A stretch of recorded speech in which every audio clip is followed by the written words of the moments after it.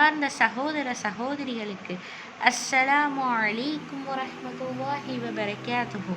குர்ஆனை பொருள் உணர்ந்து ஓதுதல்.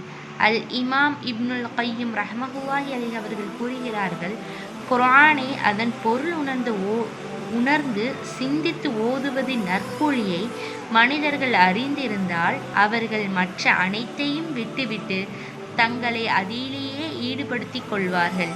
அது எவ்வாறெனில், ஒருவர் குர்ஆனை சிந்தித்து ஓதும்போது ஓர் வசனத்தை அடைய அவ்வசனத்தின் தேவையை உடையவராக இருப்பார்கள்.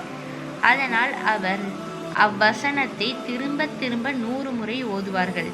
தேவைப்பட்டால் இன்னும் இரவு முழுவதும் ஓதுவார்கள்.